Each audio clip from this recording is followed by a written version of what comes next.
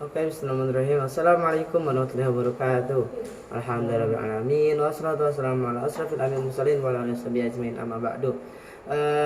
Ekscelensi ya. Pertama-tama terhormat kepada Bihan Ibnu Mida selaku pemasukan Supercamp Al-Quran Al Hanifidah.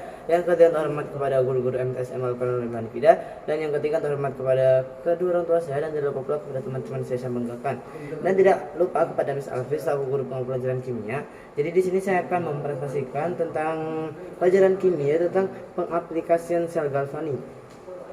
Nah, jadi pengaplikasian sel galvani itu diaplikasikan dalam beberapa. Yang pertama di dalam sel kering. Nah, jadi sel kering ini sebagai sumber energi yang dimana bagian luar dari sel kering ini terbuat dari zinc yang menjadi anode dan katodenya adalah grafit.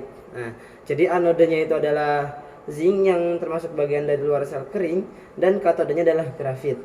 Nah, rumus senyawa dari zinc dan anode zinc dan katode grafit itu yang pertama anode kan tadi kan zinc berarti Zn menjadi Zn2+ tambah 2 elektron. Nah, sedangkan yang katodenya itu adalah grafit maka menjadi 2NH4+ ditambah 2 elektron menjadi 2NH3 tambah H2 yang apabila dijumlahkan menjadi Zn tambah 2NH4+ menjadi Zn2+ tambah 2NH3 tambah H2. Nah, kemudian pengaplikasian yang kedua terdapat di sel nikat. Nah, sel nikat itu adalah suatu sel yang dapat diisi ulang. Sel nikat memiliki potensial kurang lebih 1,4 volt, yang dimana sel nikat ini termasuk baterai alat-alat elektronik.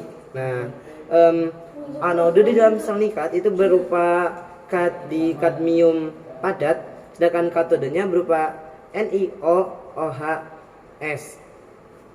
Maka satuan senyawanya itu menjadi anode sama dengan anodenya tadi itu adalah kadium padat, itu adalah Cd tambah 2 OH- menjadi CdOH2 tambah 2 elektron.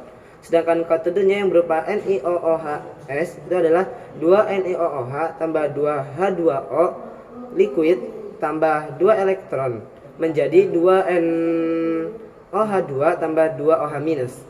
Nah, kemudian pengaplikasian sel galvani yang ketiga berada dalam baterai merkurium. Nah, baterai merkurium itu adalah baterai kecil yang pertama. Nah, anode dari baterai merkurium adalah logam zinc, sedangkan katodenya itu adalah merkurium oksida. Nah, potensial dari baterai merkurium itu kurang lebih 1,35 volt. Nah, rumusan senyawa dari anode dan katodenya ialah tadi kan anodenya adalah logam zinc, maka rumusannya itu adalah Zn tambah 2 OH- menjadi ZnO tambah H2O tambah 2 elektron menjadi H9O atau HgO kayaknya tambah H2O H9O tambah H2O tambah 2 elektron menjadi H9 tambah 2 OH-. Nah, maka rumusannya itu menjadi Zn tambah H9O menjadi 2NO tambah H9. Nah, kemudian pengaplikasian sel galvani yang keempat itu berada dalam baterai perak oksida. Nah, baterai perak oksida ini yang dimana anodenya itu adalah zinc, katodenya itu adalah Ag2O, elektrolitnya itu berupa basa. Nah, baterai perak oksida ini memiliki voltase kurang lebih 1,54 volt. Nah, jadi rumusan senyawa dari baterai perak oksida itu adalah anodenya itu Zn tambah 2 OH- menjadi 2NO tambah H2 tambah 2 elektron. Katodenya itu adalah Ag2O tambah H2O tambah 2 elektron menjadi 2Ag tambah 2 OH. Nah, maka apabila dijumlahkan semuanya itu menjadi Zn tambah Ag2O menjadi ZnO tambah 2Ag. Oke, pengaplikasian selanjutnya itu berada dalam baterai lithium. Nah, baterai lithium ini adalah elektrolitnya. Potensialnya itu kurang lebih dari 3,0 volt.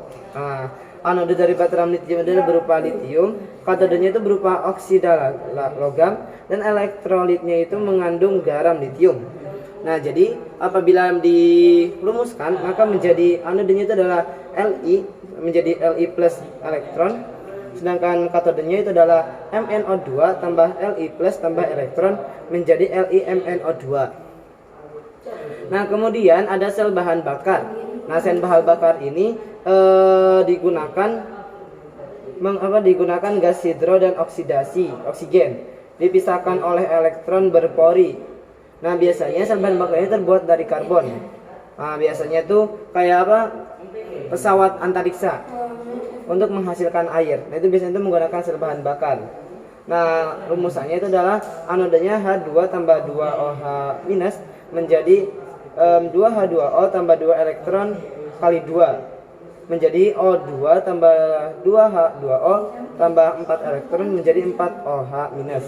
Maka totalnya menjadi semuanya itu adalah 2H2 tambah O2 menjadi 2H2O. Nah, itu adalah untuk menghasilkan air di antariksa, biasanya itu diaplikasikannya. Dan yang terakhir itu ada sel aki. Nah, sel aki biasanya itu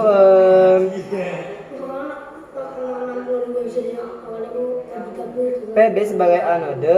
Sel aki itu termasuk sel sekunder yang dimana mempunyai 2 sel.